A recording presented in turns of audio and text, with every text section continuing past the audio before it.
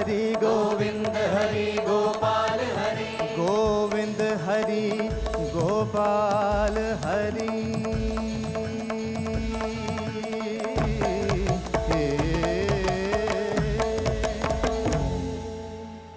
बोलिए कृष्णा बलदेव की जय, लड्डू गोपाल की जय।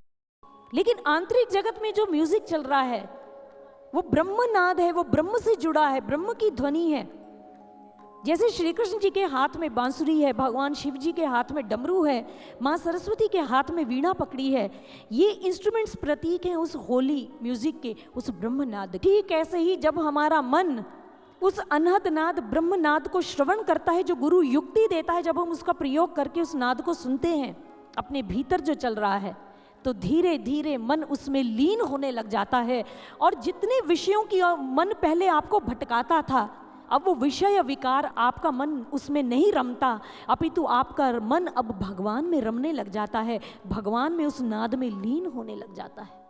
सुनो सखी सुनो सखी सुनो सखी सुनो सखी, अनहद नाद बजे अनहद नाद बजे बजे अनहद नाद बजे अनहद नाद बजे। अब जैसे द्वारिका में गए तो देखा द्वारिका का राजमहल और पूरी नगरी दुल्हन की तरह सजी हुई है। सभी ने स्वागत किया दोनों का, ऐसे लगा चंद्रमा और सूर्य आज एकत्रित होकर आ गए, एक जैसे समन्वित होकर आ गए हैं। दोनों का रूप ऐसा, जोड़ी ऐसी लग रही है। और उस समय बलराम जी और उनकी धर्मपत्नी रोहिणी जी ने, रेवती जी ने उनकी आरती उतारी और भगवान श्री कृष्ण ने मुस्कुरा कर कहा, दाऊ आपको कैसे पता चला हम रुक्मिणी जी को लेकर आएंगे? दाऊ जी ने कहा, जो भुर्ज पत्र छोड़ गए थे रुक्मिणी का हमने पढ़ लिया, और हमें पता है कन्हैया जो काम तुम लेते हो हाथों में उसे पूर्ण अवश्य करते हो, और इसलिए हमें पता था रुक्मिणी जी आएंगी, हमारी कुल वधू बनेंगी, और हमने पूरी विवाह की तैयारियां यहाँ करवा रखी हैं। और जैसे ही अग्नि प्रज्वलित की गई यज्ञ मंडप में, पुरोहित जी आए, भगवान श्री कृष्ण और रुक्मिणी जी को दूल्हा दुल्हन बनाया गया, और भगवान ने अग्नि को साक्षी माना, 7 फेरे लेने लग गए। और उस समय जितने ऋषि मुनि थे, वैदिक मंत्रोच्चारण वहां पर होने लग गया, शंख बजने लग गए, बड़ा दिव्य वातावरण था, और देवी देवता फूलों की वर्षा करने लग गए, क्योंकि नारायण और लक्ष्मी जी का विवाह हो रहा है, रुक्मिणी और माधव का विवाह हो रहा है। बहुत सुंदर युगल छवि है दोनों की, और प्रसन्न हो गए। आज द्वारिका वाले एक दूसरे को बधाई देने लगे, कहने लगे दाऊ भैया को बधाई, द्वारिका वालों को बधाई, और आप सभी लुधियाना निवासियों को रुक्मिणी माधव जी के विवाह की बहुत बहुत बधाई, बहुत बहुत शुभकामनाएं। और इस तरह से उनका विवाह वहां संपन्न हुआ। सदियों बाद ये बेला आई, एक दूजे को देते बधाई, द्वारिका नगरी खूब सजाई, नाचे गावे लोग लगाई। सदियों बाद ये बेला आई, एक दूजे को देते बधाई। माथे पे सेहरा सोहे सबके हैं मन को मोहे, माथे पे सेहरा सोहे सबके हैं मन को मोहे, दूल्हा बने हैं कृष्ण कन्हाई, रुक्मिणी रुक्मिणी रुक्मिणी माधव को दे बोरे आज बधाई, रुक्मिणी माधव को दे बोरे आज बधाई, रुक्मिणी माधव को दे बोरे आज बधाई।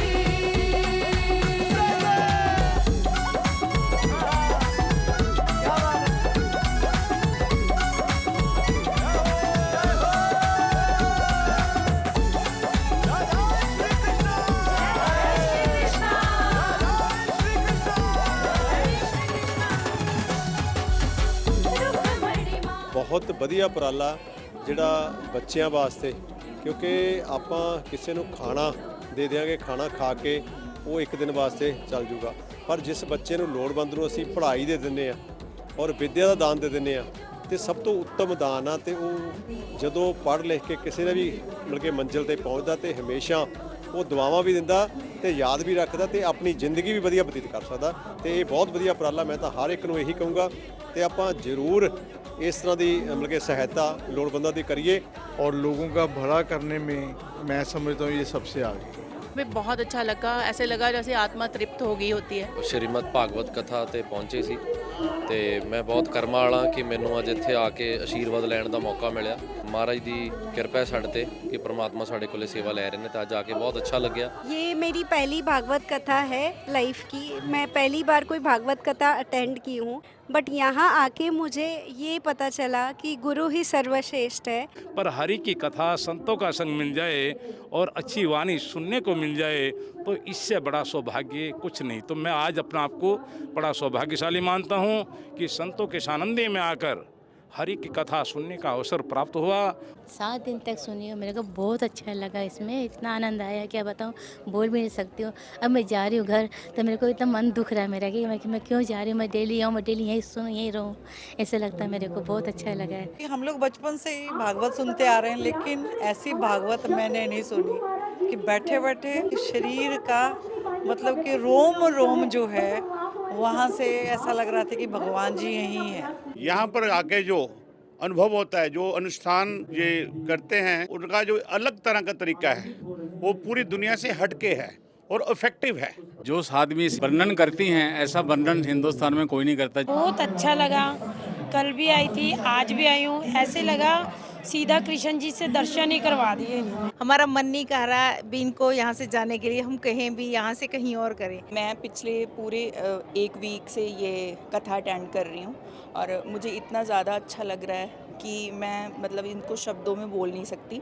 हमारे बच्चों को संस्कार अच्छे मिल रहे हैं। जो कि डॉक्यूमेंट्री देखी है उसमें जो छोटे छोटे बच्चे हैं उनको कहाँ से कहाँ ले गया ये संस्थान, वो स्कूल कहाँ से कहाँ ले गए। मैं सोच भी नहीं सकती कि मेरे दिल में उनके लिए कितनी इज्जत और कितना ज़्यादा सम्मान है इस संस्थान के लिए। इतना बढ़िया उपराला ये दिव्य ज्योति जागृत संस्थान वाले ही कर सकते हैं। मेरे को नहीं लगता किसी और संस्थान में मेरे को ऐसा देखने में सुनने में मिला हो। ਸੋ ਮੈਂ ਅੱਜ ਜਦੋਂ ਪਹੁੰਚਿਆ ਮੈਨੂੰ ਇਦਾਂ ਲੱਗਿਆ ਕਿ ਸਾਖਸ਼ਾਤ ਪਰਮਾਤਮਾ ਦੇ ਦਰਸ਼ਨ ਇੱਥੇ ਹੈਗੇ ਔਰ कई चीज़ें तुसी ना दस नहीं सकते होंगे, उन्होंने फील किया जा जाता। जैसे हम इनको भी साथ में लेके आए हैं ताकि ये आगे जाके और भी इस चीज़ों के साथ जुड़े, स्पिरिचुअली जुड़े, ताकि मूवीज़ वगैरह ये सब चीज़ों से जुड़ रहे और इनको बच्चों को और भी अच्छा लगा। और मैं चाहूँगी कि नेक्स्ट ईयर हम फिर आएँ, जब भी कथा होगी हम वेट करेंगे इस चीज़ का। एक तरह मतलब परमात्मा के नाल मिला के उन्होंने लिया वा। जो म्यूज़िक सिस्टम है वो तो वाओ, क्योंकि मैं भी एक म्यूज़िक टीचर हूँ तो मुझे तो मज़ा ही आ गया सुन के। इतना आनंद आया, ऐसे लग रहा था कि यहाँ पर आके खुद देवी देवता ऋषि मुनि जो है वो यहाँ पे उपस्थित हैं। और जब से आए और उठने का मन ही नहीं किया, ऐसा लग रहा था कि हम खुद भगवान के लोक में आ गए हैं और पूरी आनंद की प्राप्ति हुई। मैं पहली बार ऐसे मतलब कथा सुनी है, बता नहीं सकता, शब्दों में बयान नहीं कर सकता। जब मैं पहले दिन आई थी तो मुझे इतना पसंद आया कि मैंने 7 दिन रूटीन फॉलो किया एंड यहाँ पे आके मैंने बहुत कुछ एक्सपीरियंस किया। मुझे जो चीज़ बाहर नहीं मिलती है वो यहाँ पे आके मुझे सीखने को मिला। मोटिवेशनल था, इनकरेजिंग था and well organised and managed था। इसमें वुमेन एम्पावरमेंट का भी काफ़ी जिक्र किया गया है जो आजकल की जनरेशन के लिए बहुत ज़रूरी है। पहले तो आप सबको बधाई और शुक्रिया। ये प्रयास नहीं है, ये कामयाबी है, कामयाबी का शिखर है, बहुत अच्छा है।